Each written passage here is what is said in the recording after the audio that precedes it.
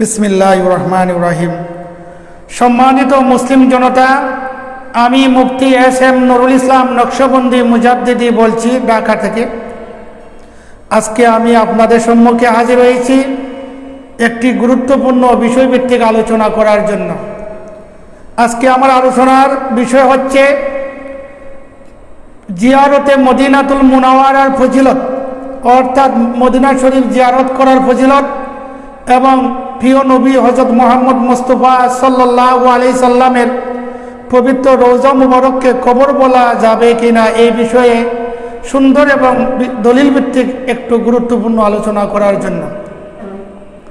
আপনারা জানেন, আমরা উম্মতে মুহাম্মদী সাল্লাল্লাহু আলাইহি ওয়াসাল্লাম, আমরা অত্যন্ত লাকি, ভাগ্যবান যে আমরা সর্বকালের সর্বশ্রেষ্ঠ মহামানব, যিনি সুরতে বশর হকিকতে নূর, যাকে সৃষ্টি না করলে আল্লাহ রাব্বুল আলামিন কুল খায়নাত কোনো কিছু সৃষ্টি করতেন না। আমরা যে তার উম্মত হিসাবে নির্বাচিত হতে পেরেছি, স্বল্প হায়াত নিয়ে, স্বল্প সময় নিয়ে, স্বল্প জিন্দিগি বন্দিগি নিয়ে, এতে আমরা শুকরিয়া আদায় করছি আলহামদুলিল্লাহ। আমাদের পিয়ারা নবী ও রাসূল শিরোমণি হযরত মুহাম্মদ মুস্তাফা সাল্লাল্লাহু আলাইহি ওয়াসাল্লাম ইন্তেকালের পরে মুসলমান নামধারী অনেক মুনাফিক আছে যারা ফতোয়া দেয় মদিনা শরীফ জিয়ারত করা বেদাত, মক্কায় হজ করার পর হজ্জে বাইতুল্লাহ সম্পাদন করার পর মদিনা শরীফ যাওয়া যাবে না। যেমন বাতিলপন্থীদের কিছু ইমাম আছে, যেমন ইবনুল কাইয়ুম, তারপরে আরো মুহাম্মদ বিন আব্দুল ওয়াহাব নজদি সহ বাতিল আলেমরা তাদের লিখিত কিতাবেও নবীজির রওজা মুবারক বিদ্বেষী বিভিন্ন রকম ফতোয়া দিয়েছে। অর্থাৎ জিয়ারতে মদিনাতুল মুনাওয়ারাতে আমাদেরকে কিভাবে বিচ্ছিন্ন করা যায়, আমরা যেন মদিনা শরীফ জিয়ারত না যেতে পারি, আমরা যেন মদিনা শরীফ জিয়ারত করতে না পারি, আমরা যেন নবীজির ফয়জত থেকে বঞ্চিত হই, এই হচ্ছে নজদি ওয়াহাবি বাতিল আকীদা পন্থীদের নীল নকশা এবং গোপন ষড়যন্ত্র।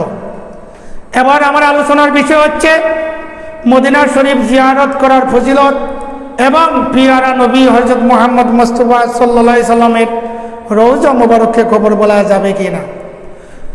আমাদের নবী হযরত মুহাম্মদ মুস্তাফা সাল্লাল্লাহু আলাইহি সাল্লামের রওজা জিয়ারত না করিলে নবীর প্রতি জুলুম করা হয়।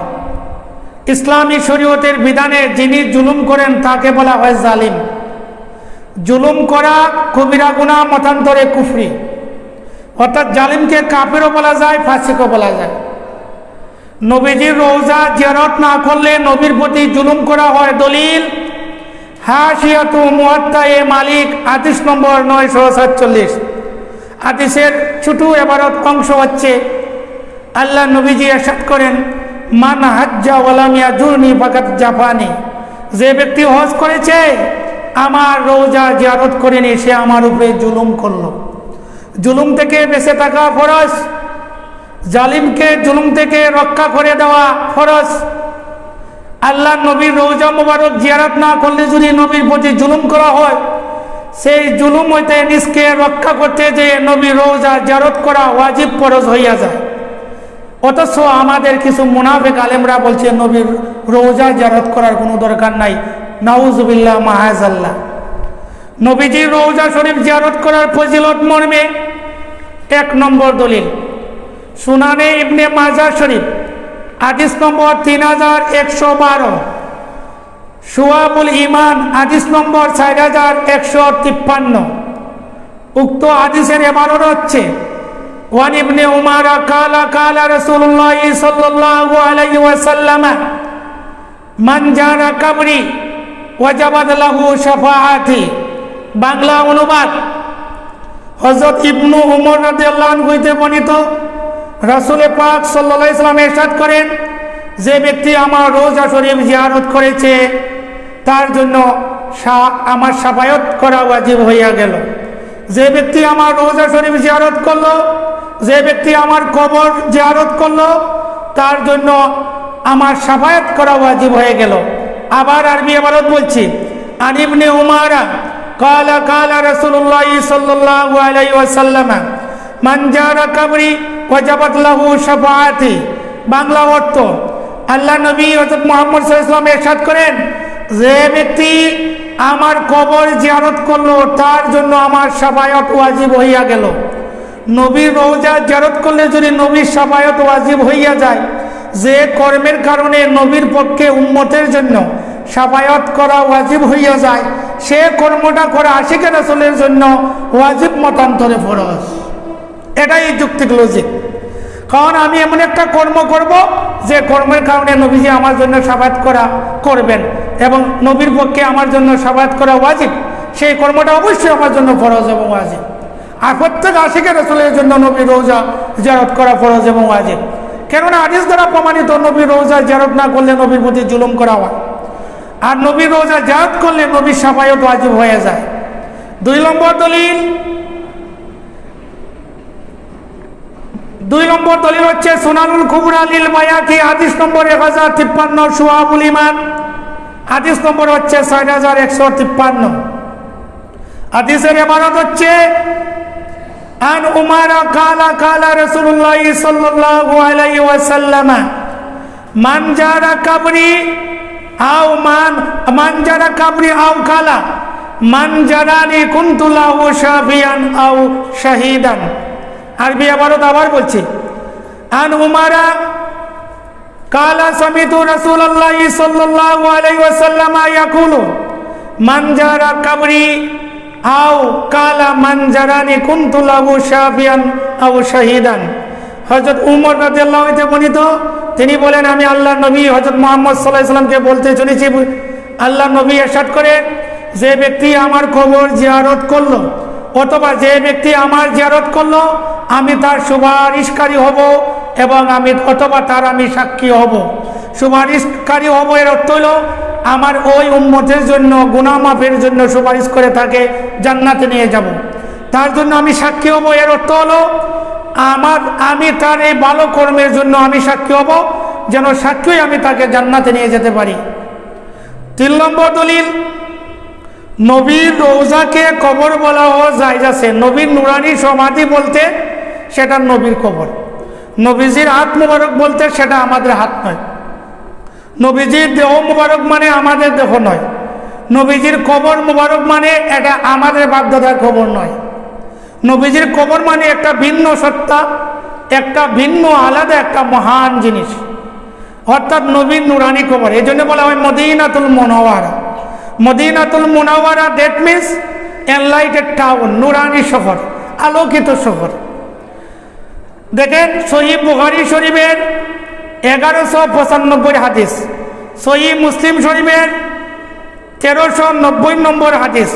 হাদিসের ইবারত হচ্ছে ওয়ান আব্দুল্লাহ ইবনে যায়েদ আল-মাযিনি আন্না রাসূলুল্লাহ সাল্লাল্লাহু আলাইহি ওয়াসাল্লাম মা বাইনা বাইতি ওয়া মিম্বারি রাউদাতুম মিন রিয়াদিল জান্নাহ। আবার আমি আরবি ইবারত বলছি। এই হাদিসটা আছে সহিহ বুখারী শরীফের 1195 হাদিস, সহিহ মুসলিম শরীফের 1390 নম্বর হাদিস। হাদিসের ইবারত হচ্ছে আন আব্দুল্লাহ ইবনে যায়েদ আল-মাযিনি রাদিয়াল্লাহু আনহু আন্না রাসূলুল্লাহ সাল্লাল্লাহু আলাইহি ওয়াসাল্লাম কালা মা বাইনা বাইতি ওয়া মিম্বারি রাউদাতুম মিন রিয়াদিল জান্নাহ। হযরত আব্দুল্লাহ ইবনে যায়েদ আল-মাযিনি রাদিয়াল্লাহু আনহু হইতে বর্ণিত, আল্লাহর নবী ইরশাদ করেন, আমার ঘর আমার মিম্বরের মধ্যবর্তী স্থান হলো জান্নাতের বাগান সমূহের মধ্যে একটা বাগান, অর্থাৎ নবীর কবর, নবীর রওজা। আর সুনানে ইবনে মাজাহ শরীফের 3112 নম্বর হাদিস, সুনানে ইবনে মাজাহ শরীফের 3112 নম্বর হাদিস, শুআবুল ঈমান 4153 নম্বর হাদিস। হাদিসের ইবারত হচ্ছে আন ইবনে উমারা কালা কালা রাসূলুল্লাহ সাল্লাল্লাহু আলাইহি ওয়াসাল্লাম মান জারা কবরি ওয়াজাবাত লাহু শাফাআতি। বাংলা অনুবাদ, হযরত ইবনে উমর রাদিয়াল্লাহু আনহু হতে বর্ণিত, আল্লাহর নবী মুহাম্মদ সাল্লাল্লাহু আলাইহি ওয়াসাল্লাম ইরশাদ করেন, যে ব্যক্তি আমার কবর জিয়ারত করলো তার জন্য আমার শাফায়াত ওয়াজিব হইয়া গেল। যে ব্যক্তি আমার কবর জিয়ারত করলো তার জন্য আমার শাফায়াত ওয়াজিব হইয়া গেল। নবীর কবর জিয়ারত করলে যদি নবীর শাফায়াত ওয়াজিব হইয়া যায়, তাহলে প্রত্যেক মুমিন মুসলমানের জন্য নবীর রওজা জিয়ারত করা ওয়াজিব। এটা আশিকে রাসূলের একমাত্র আত্মার খোরাক। মদিনা শরীফ যেতে হবে। আমার সম্মানিত মুসলিম জনতা, আপনারা আরও জানেন মদিনা শরীফ হচ্ছে, মদিনাতুল মুনাওয়ারা হচ্ছে ইমানের বাড়ি। মানুষ যখন পাপ করতে করতে পাপের মজা নেয়, ইমানকে অস্বীকার করে, তখন ইমান দৌড়াইয়া দৌড়াইয়া মদিনায় আশ্রয় নেয়। যেমন সাপ কোনো দুশ্মন দেখলে নিজকে নিরাপদ রাখার জন্য দৌড়াইয়া দৌড়াইয়া গর্তের দিকে প্রবেশ করে। প্রমাণ সহিহ বুখারী শরীফের 1874 নম্বর হাদিস। হাদিসের ইবারত হচ্ছে ওয়ান আব্দুল্লাহ ইবনে যায়দিন আল মাজিনি আন্না রাসূলুল্লাহ সাল্লাল্লাহু আলাইহি ওয়াসাল্লাম ইন্নাল ঈমানা লা ইয়ারিজু ইলাল মদিনা কামা তারিজুল হায়াতু ইলা যুহরিয়া। বাংলা অনুবাদ, হযরত আব্দুল্লাহ ইবনে যায়েদ আল মাজিনি রাদিয়াল্লাহু আনহু হতে বর্ণিত, আল্লাহ নবীজি ইরশাদ করেন, ঈমান মদিনার দিকে ফিরে যাবে যেমন সাপ গর্তের দিকে ফিরে যায়। এর বিশ্লেষণী বাংলা অনুবাদ হচ্ছে, মুমিন মুসলমানের মধ্যে সাধারণ মুসলমান যারা, তারা যখন পাপ করতে করতে পাপের মজা নেয়, ইমানকে অস্বীকার করে, তখন ইমান মদিনা শরীফ দৌড়াইয়া দৌড়াইয়া ফেলায় নিজে আশ্রয় নেওয়ার জন্য। আশ্রয় কোথায় নেবে? নবীজির কদম মোবারকে। তাহলে এই হাদিস দ্বারা প্রমাণিত হচ্ছে ইমানের বাড়ি মদিনা। এই জন্যই নবীজির উপরে ইমান না আনলে কোনো মুসলমান যদি কিয়ামত পর্যন্ত লা ইলাহা ইল্লাল্লাহ বলে, সে মুসলমান হইতে পারিবে না। ইমান হচ্ছে হযরত মুহাম্মদ মুস্তাফা সাল্লাল্লাহু আলাইহি সাল্লাম, নবীজি নিজেই ইমান, নবীজি নিজেই ইসলাম। নবীজির উপরে ইমান বেঁচে রেখে কিয়ামতের আগেও কেউ মুসলমান হইতে পারিবে না। অতএব এটা সবসময় অন্তরে বিশ্বাস রাখতে হবে, নবীজির রওজা শরীফ জিয়ারত করা মানে নবীর সাথে সরাসরি সাক্ষাৎ করা। প্রমাণ মিরকাত শরীফে হাদিস নম্বর 2756, মিরকাত শরীফ হাদিস নম্বর 2756। হাদিসের ইবারত হচ্ছে, ওয়ান ইবনে উমারা মান হাজ্জা ফাজারা কাবরি বাদা মাউতি কানা কামান জারানি ফি আয়াতি। এর হাদিসের বাংলা অনুবাদ হচ্ছে, হযরত ইবনে উমর রাদিয়াল্লাহু আনহু হইতে বর্ণিত, আল্লাহ নবী ইরশাদ করেন, যে ব্যক্তি ওয়াজ করলো অতঃপর আমার ইন্তেকালের পরে আমার কবর জিয়ারত করলো, সেই বান্দা সেই উম্মত যেন সরাসরি আমার জীবদ্দশায় আমার সাথে সাক্ষাৎ করলো। তে নবীজির কবর জিয়ারত করলে সরাসরি যদি নবীজির সাথে সাক্ষাৎ করা হয়, তে মদিনাতুল মুনাওয়ারা জিয়ারত করার মতন একটা গুরুত্বপূর্ণ ফজিলত থেকে আমরা কেন বঞ্চিত হব? তাই প্রত্যেক মুমিন মুসলমানের উচিত মদিনাতুল মুনাওয়ারা জিয়ারত করে নিজকে ধন্য করা এবং পরকালে নবীজির শাফায়াত পাওয়ার জন্য একটা নিয়ম বন্দোবস্ত করে নেওয়া। আল্লাহ রাব্বুল আলামিন আমাদের সকলকে যেন মদিনাতুল মুনাওয়ারা জিয়ারত করার তৌফিক দেন। আরও বলতে চাই আমরা সুন্নি মুসলমান, আমাদের আকীদা হচ্ছে আহলে সুন্নাত ওয়াল জামাত। আহলে সুন্নাত ওয়াল জামাতের সহিহ আকীদা হচ্ছে, নবীজির রওজার প্রতি যে হিংসা করবে সে মুসলমান নয়। কেউ যদি ওয়াজ করে মরণ পর্যন্ত 60 বার 70 বার, কিন্তু সে যদি হিংসা করে নবীর রওজা জিয়ারত না করে, তার হজ কবুল হবে না। কেন কবুল হবে না? হাদিস দেখেন, জগৎ বিখ্যাত কিতাব হাশিয়াতু মুআত্তায়ে মালিক হাদিস নম্বর 947, আল্লাহ নবী বলেন, মান হাজ্জা ওয়ালাম ইয়াজুনি ফাকাত জাফানি।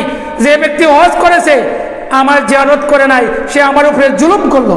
জুলুম যে করে তাকে বলে জালিম, জালিম কাফের সমতুল্য। জুলুম করা হতে নিজকে রক্ষা করা ফরজ।